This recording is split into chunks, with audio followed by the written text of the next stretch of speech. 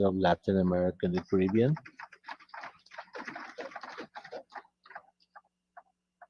Your speaker sits on the planning committee of the Speakers Conference of the IPU.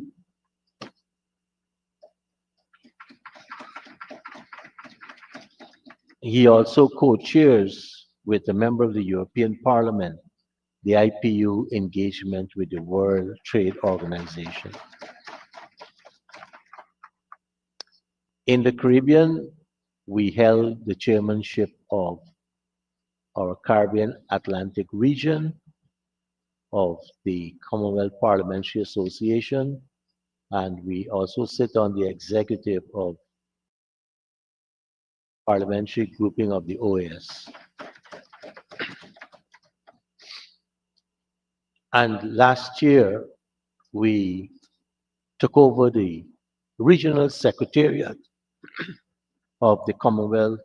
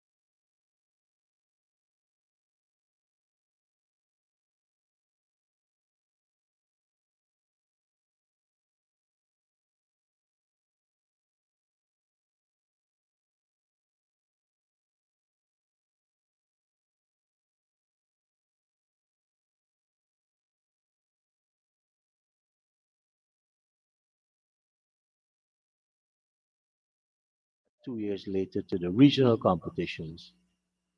As of today, we have conducted 158 debates. And by the end of the nationals, which starts next week, it'll be 176 youth debates, the longest running. My very special thanks to Minister Ramson and Minister Manichan and the two ministries, along with the regional officials, for coordinating, assisting, and fully supporting these efforts. With respect to the youth parliament, we have held every youth parliament since this 12th parliament convened. And not only that, our outstanding youth parliamentarians have participated in youth debates in the Caribbean, Trinidad and Tobago, Turks and Caicos, and they have gone as far as New Zealand to represent our youth parliament at the Commonwealth Youth Parliamentary Association.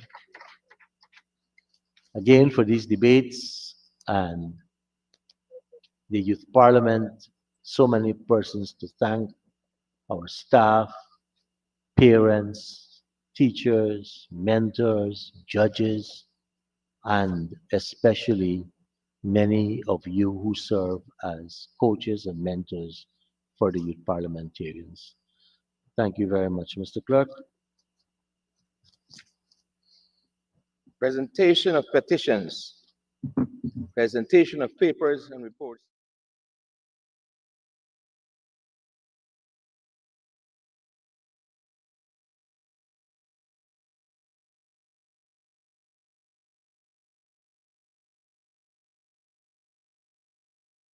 Governance.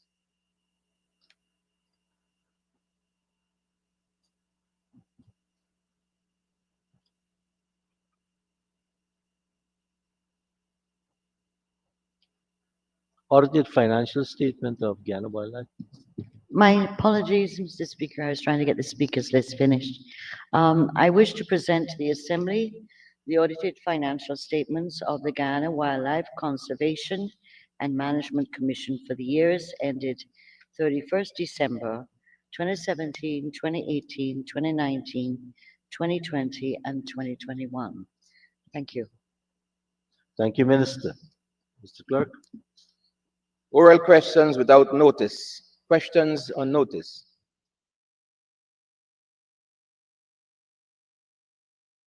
People. All of these questions are in the name of the Honorable Member, Ms.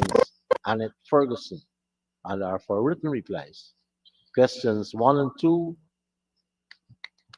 are for the Honorable Minister of Housing and Water, and the answers to those questions have been circulated.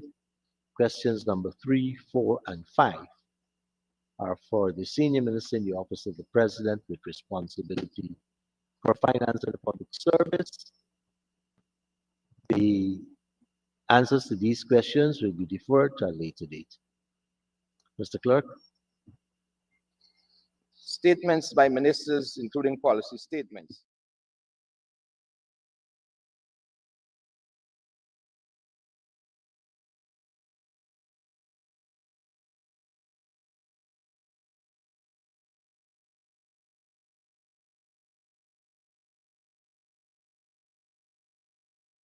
Honourable members, in accordance with Standing Order number 28-2, I have given consent to proceed with the following motion at this sitting.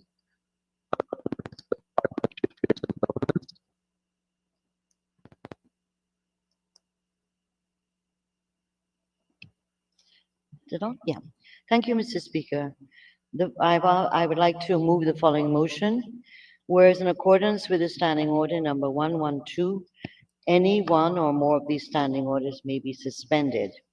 And whereas the government is desirous of its motion on support for the government and people of the Cooperative Republic of Guyana, reaffirming the sovereignty of Guyana over its internationally recognized territory, to stand as the first item of public business at the sitting of the National Assembly on Friday, the 23rd May 2025. Be it resolved that a standing order number 112 be suspended to allow the motion to stand as the first item of public business. Thank you, sir. Thank you, Minister. Honourable members, I now put the motion. Those in favor say aye. Aye. Those against say no. Ayes have it. The motion is carried. Mr. Clerk. Introduction of bills. Public business.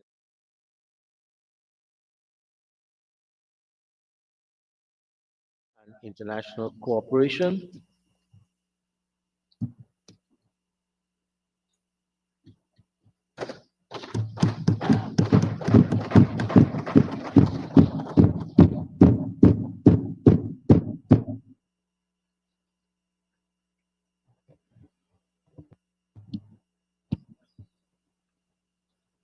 Mr. Speaker,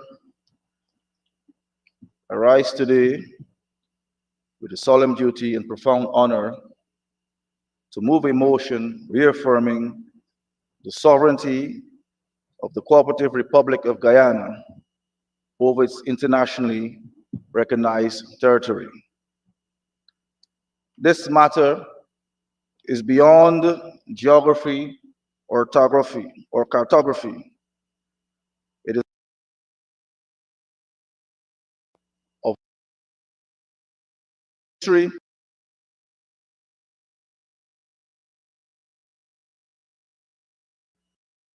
the borders we inherited are not lines. They are the product of international agreements, arbitral awards, and the rule of law, respected by the international community and upheld by the values of peace and justice that we subscribe to as a nation, as contained in the United Nations Charter.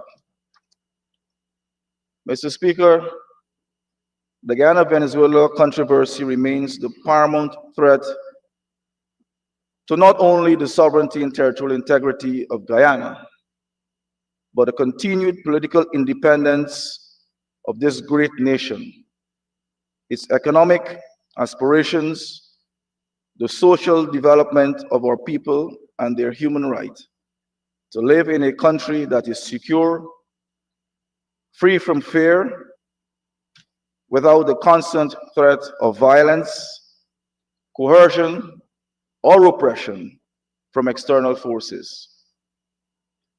Guyana has faced this threat from the Bolivarian Republic of Venezuela even before our nation attained independence on the 26th of May, 1966. Then, from the very moment of our emergence as a sovereign nation, Venezuela relentlessly sought to assert its baseless and expansionist claim to our Essequibo region.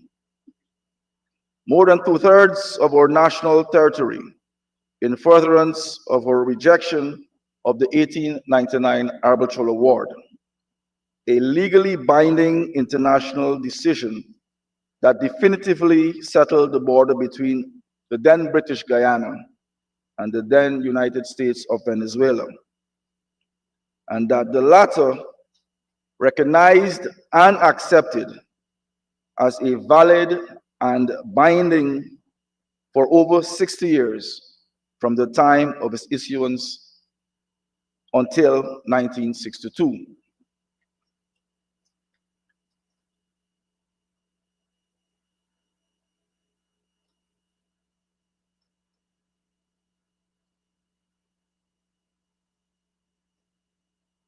Since the government took office in 2020, Venezuela's threats, intimidation tactics, and illegal actions have grown more frequent, more desperate, and more intense.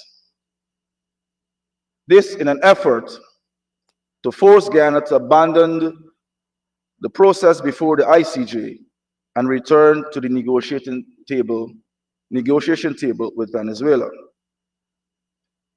On December 18, 2020, following the issuance of the International Court of Justice ruling that it had jurisdiction to hear Guyana's case on the validity of the 1899 Arbitral Award, Venezuela's National Assembly adopted a resolution rejecting the jurisdiction of the court.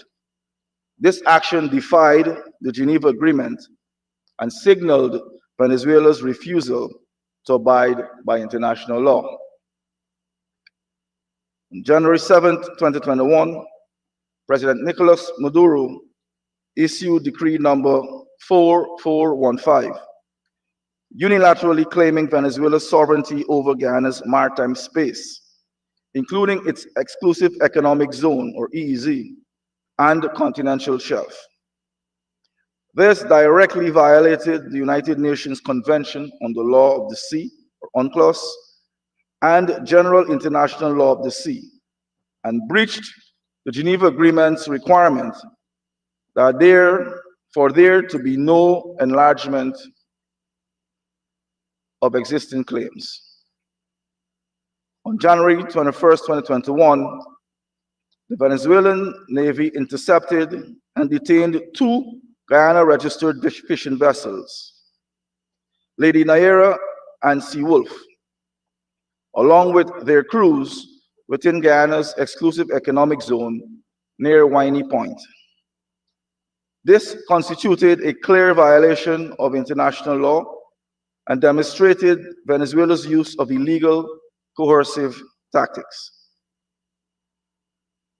Mr. Speaker, in March 2021, Venezuela's armed forces announced the creation of an integrated defense zone near Guyana's maritime space and deployed military assets to the area.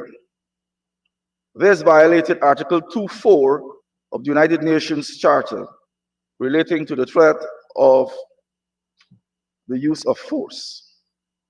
Throughout 2021 into 2022, Venezuela escalated military activities along the border with Guyana, including low-altitude flyovers of troop mobilizations near the Cuyuni River, breaching Guyana's airspace and adopting an aggressive posture by mobilizing military assets. Late 2022, Venezuela intensified domestic propaganda campaigns promoting sovereignty over Guyana's Essequibo region. This laid the foundation for a referendum held on December 3rd, 2023, with the aim to garner public support for the creation of a state of Guyana-Essequibo and the incorporation of that state into the map of Venezuela, dismissing the jurisdiction of the ICJ as a means of settlement to the controversy. The Venezuelan National Assembly passed a resolution on September 21st, 2023, calling for a referendum regarding enforcement of Venezuela's claim, so-called claim, to Guyana's Essequibo region. Mr. Speaker, on the 24th of September, same year, 2023, 3 fighter jets from Venezuela's Bolivarian National Armed Forces conducted flight maneuvers over the Guyanese community of Etteringban on the Cuyuni River. In October 2023, or the 23rd of October 2023, Venezuela published 5 questions to be answered by the people of Venezuela in the referendum scheduled for the 3rd of December 2023. The most egregious questions that were put to the Venezuelan people sought to determine whether they agree with the creation of the state of Guyana-Essequibo,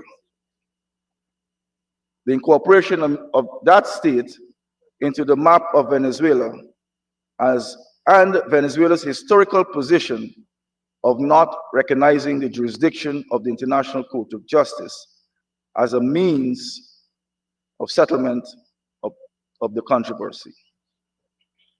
Mr. Speaker, on November 1st of 2023, Venezuela reiterated its claim to our Essequibo region, challenging the ICJ's jurisdiction. These statements were condemned internationally, which sought to discredit the court and undermine international legal norms. The 1st of December 2023, the ICJ issued binding provisional measures ordering Venezuela to refrain disturbing the status quo in which Guyana administers and controls the Essequibo region, our Essequibo region, and to refrain from escalating the territorial controversy. Mr. Speaker, within 48 hours, Venezuela violated that order. On December 3rd, 2023, Venezuela held a consultative referendum supporting annexation of our Essequibo and proposing the creation of a so-called new state, Guyana Essequibo. Mr. Speaker, on the 6th of December 2023, Venezuela initiated legislative and administrative actions to enforce the referendum's results and create a so-called Guyana Essequibo, defying International Court of Justice order. On the 9th of December 2023, Venezuela completed and inaugurated a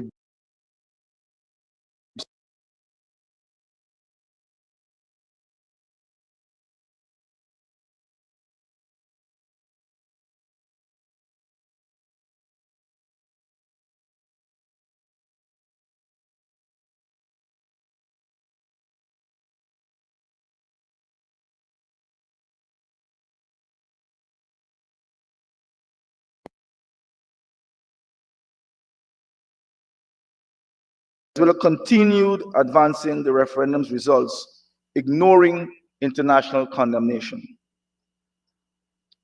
In late of 2023 into early 2024, Venezuela engaged in sustained aggression, including military deployments near the Guyana border and anti-Guyana propaganda, and first hinted the potential inclusion of our Essequibo in Venezuelan elections.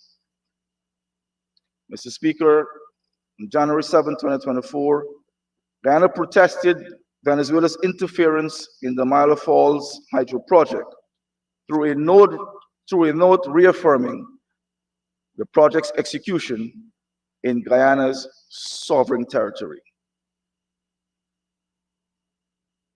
On March 15, 2024, two Venezuelan aircraft flew over Guyanese territory in Embatero, violating Guyana's airspace. On April 3rd, 2024, Venezuela passed an organic law for the defense of the so-called Guyana Essequibo, attempting to formalize its claim to our Essequibo in violation of the ICJ's provisional measures and the Joint Declaration of Argyll. Mr. Speaker, on August 19, 2024, Guyana protested via a note verbal Venezuela's military activity and preparatory work to reconstruct a bridge connecting Ancoco Island to its mainland, further militarizing the island where the boundary between the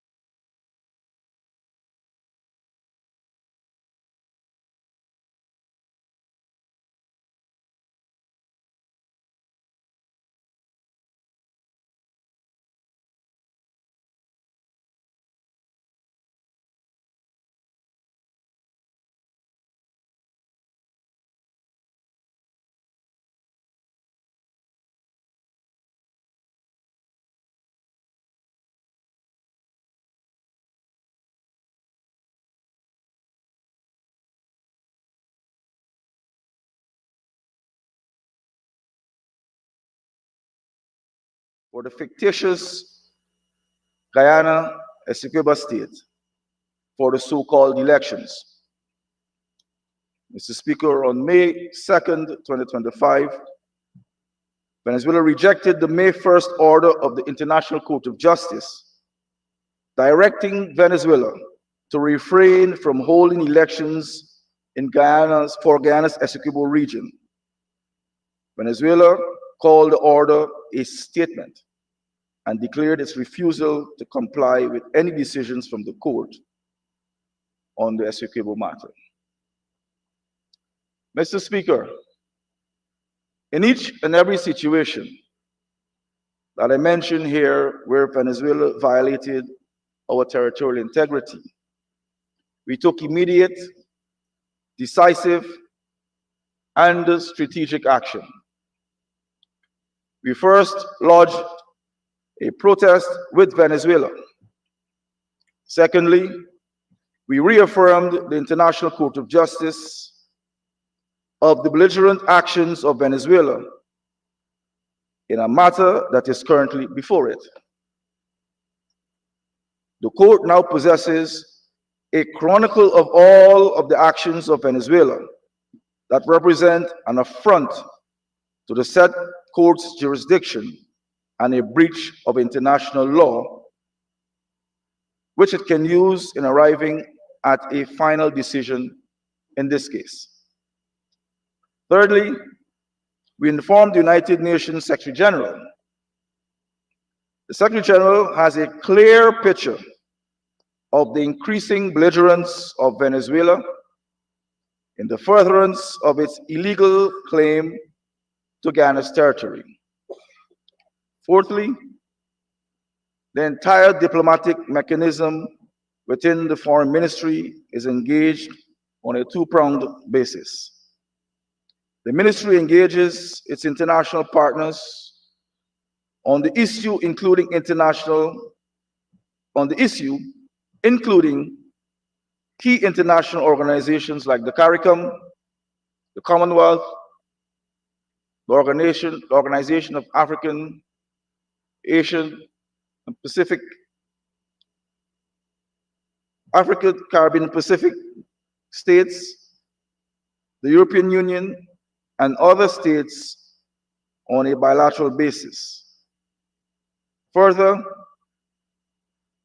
all of Guyana's missions abroad, including honorary consuls, received instructions and the technical support that they need to engage their host countries and countries that they are accredited to on this issue.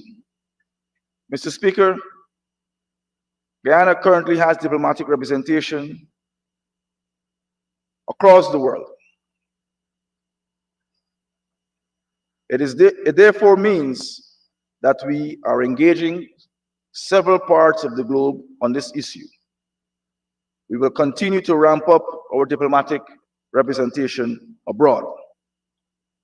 Mr. Speaker, the ministry also, in the spirit of transparency, makes public statements on particular issues regarding the controversy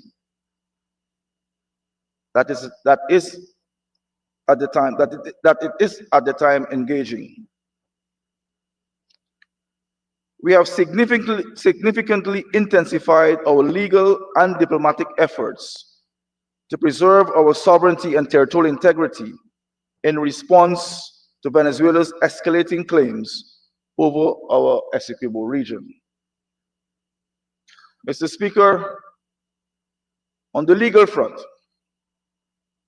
you're aware that in March 2018, Guyana filed an application with the International Court of Justice, instituting proceedings against Venezuela, in which it asks the court to determine that the 1899 arbitral award is valid and binding to both states, and that the lawful international boundary is the one established by this said award. Mr. Speaker, the court determined that it would first decide on the question of jurisdiction. Following written presentations by both states and oral hearings on June 30th, 2020,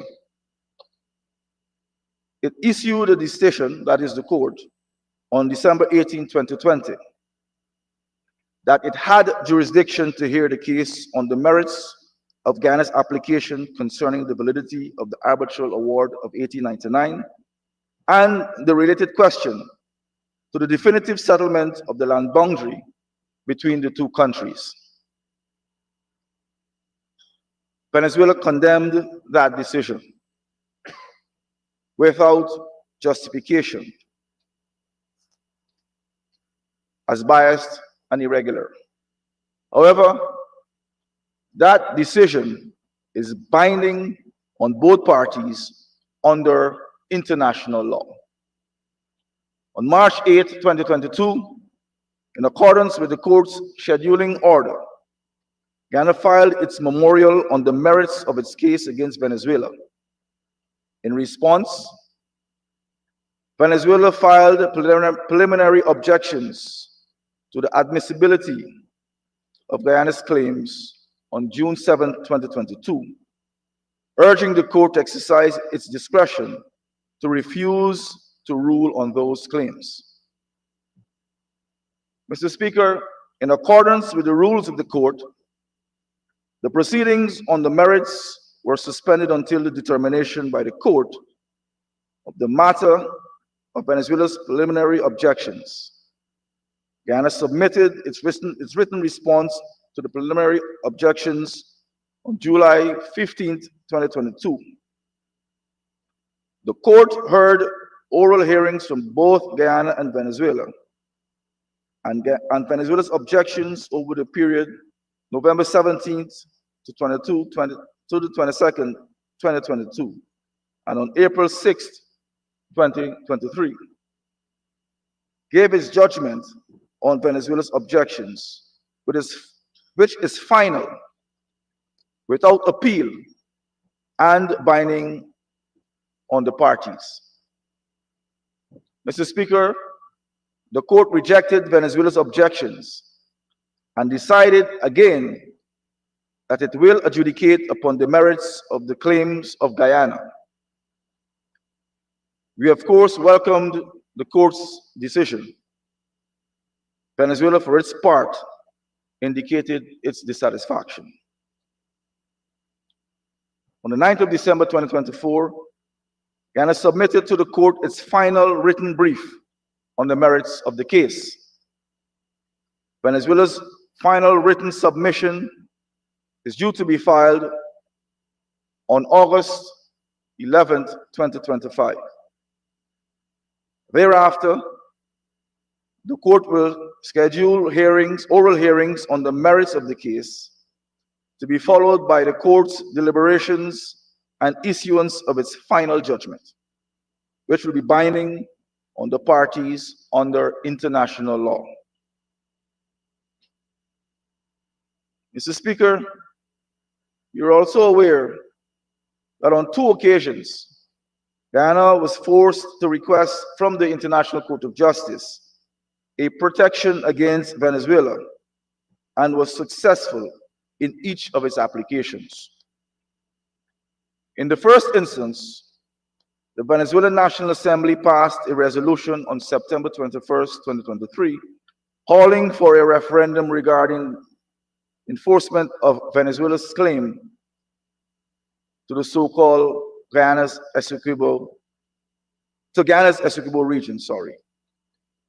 We had condemned the passing of that resolution as illegal since it violates the 1966 Geneva Agreement and is inconsistent with the United Nations Secretary General's decision to submit the question of the validity of the international boundary to the International Court of Justice for adjudication.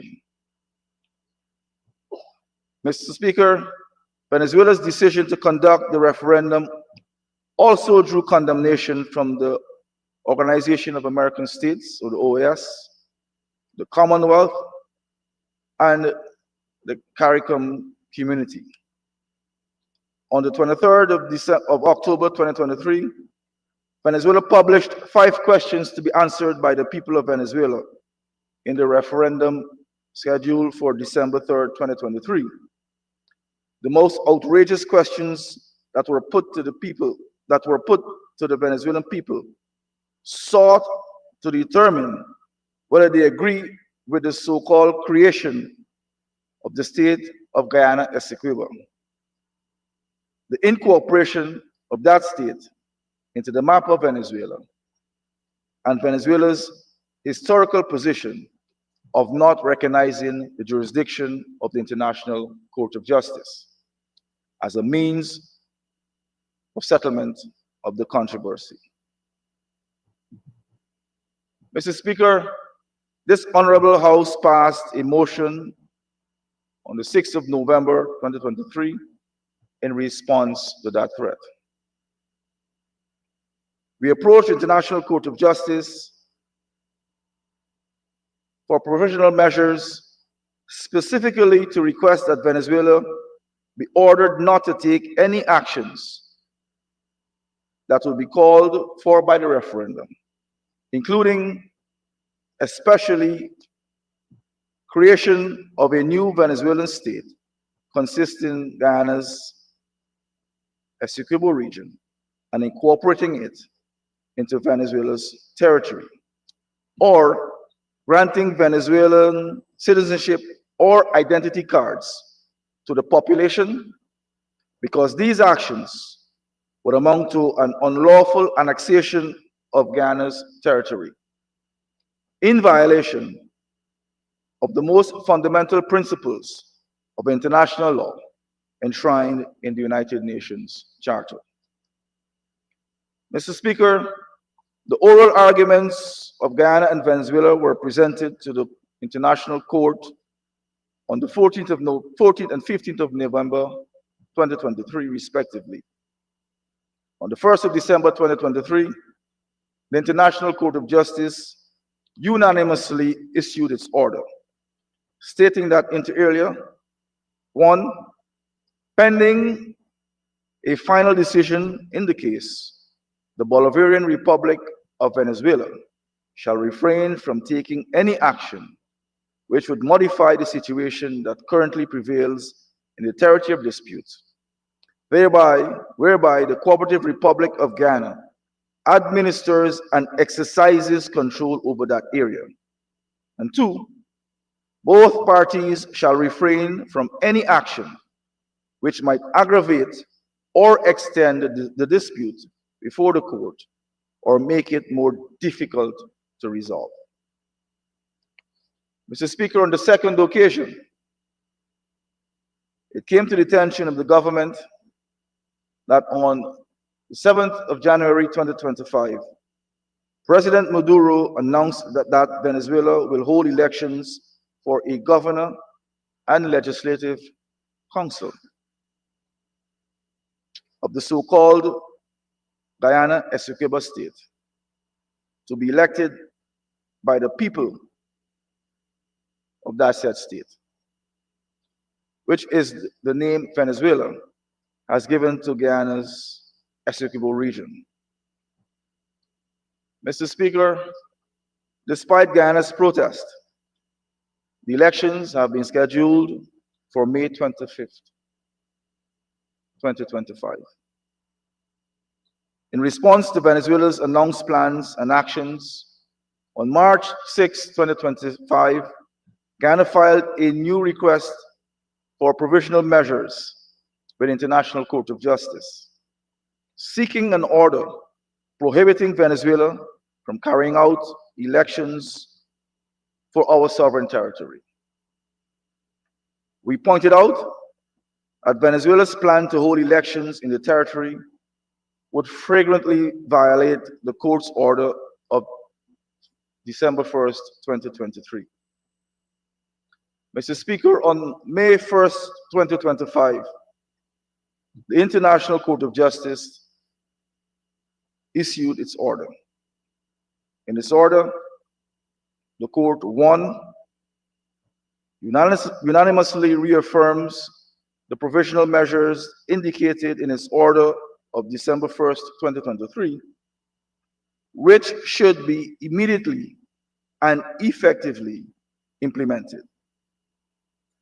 And 2, by a vote of 12-3, indicated the following provisional measure. Pending a final decision in the case, the Bolivarian Republic of Venezuela shall refrain from conducting elections or preparing to conduct elections in the territory of dispute, which the Cooperative Republic of Guyana currently administers and over which it exercises control. Mr. Speaker, I will take a moment here to address 2 critical points about the court's decision of May 1st. The first is that the 3 judges the 3 votes of the judges, Shohi, Bandari, and Nolte, against the provisional measure are not votes against Guyana. In their dissenting opinion, the judges pointed out that they voted against the provisional measure only for a procedural reason. They indicated that they agree in substance with Venezuela that Venezuela must refrain from conducting elections or preparing to conduct elections for our territory. The procedural reason was that the judges felt that the order of the 1st of December 2023 already prohibits the actions that are now planned by Venezuela, and that accordingly, there is no need for an additional order. 12 judges agreed that the existing order prohibited Venezuela's planned actions but voted for an additional order, which brought even more relevance and importance to the matter before the court. Mr. Speaker, the second issue is respect to the order that I wish to address is an important segue into the next topic that I wish to discuss, which is the role of diplomacy and the role of the government in preserving Guyana's territorial integrity. In paragraph 39 of its order, the court observes that the acts taken or planned to be taken by Venezuela after the court's order of December 1st, 2023, have given rise to expressions of concern by the Security Council in a statement dated the 15th of April, 2024, and I quote, about the possible escalation of tensions between Venezuela and Guyana. Mr. Speaker, you will recall that on April 3rd, 2024, Venezuela promulgated the organic law in defense of the so-called Guyana Essequibo, purporting to formally incorporate our Essequibo region into Venezuela, breaching the order of December 1st, 2023. On April 9th of 2024, the United Nations Security Council facilitated Guyana's request for a private meeting of the Council to address the promulgation of the law by Venezuela purporting to annex more than 2/3 of Guyana's sovereign territory and make it part of Venezuela.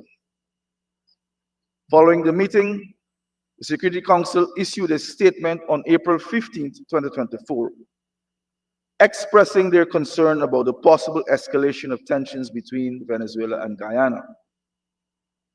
They urged the parties to exercise maximum restraint, reminding them of the obligations to comply with the order issued by the International Court of Justice on December 1st of 2023. The Security Council also reaffirmed the importance of upholding the principles of respect for sovereignty and territorial integrity of states, and the prohibition on the threat or use of force against the territorial integrity or political independence of another state, as enshrined in Article 2.4 of the United Nations Charter. Mr. Speaker, as far as I can recollect, that statement by the Security Council is the first and only statement that the Security Council has ever made with respect to the Guyana-Venezuela controversy, which through the strength of Guyana's diplomacy has now become part of the Council's agenda under the agenda item Threats to International Peace and Security.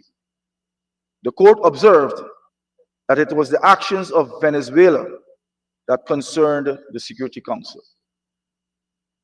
Mr. Speaker, we continue to address this matter at the diplomatic level. Guyana has used every United Nations General Assembly since 2020 to reaffirm our position on the controversy. We continue to engage the CARICOM, the OAS, the Commonwealth, our bilateral partners, on all of which have issued strong statements supporting Guyana's sovereignty and the International Court of Justice process. Mr. Speaker, the Ministry of Foreign Affairs and International Cooperation continues to improve its public relations strategy to educate the public and counter Venezuelan misinformation. We have engaged in direct outreach through our diplomats abroad to bolster our support and understanding of the legal process. Mr. Speaker, Venezuela has again rejected the ICJ's order, asserting that the court lacks jurisdiction over the matter and that it intends to carry out its planned elections. While our intelligence is that there is currently no physical activity taking place in any of our communities close to the border, or suggests that there is any preparation for elections to be conducted in our Essequibo, it is important for Venezuela to understand that Guyana will not be bullied, threatened, or intimidated to surrender any portion of our patrimony. We remain committed to international law and the peaceful resolution of this matter through the international court process. And we call upon Venezuela to comply with the court's legally binding orders and to refrain from actions that would destabilize this region and violate Guyana's territorial integrity.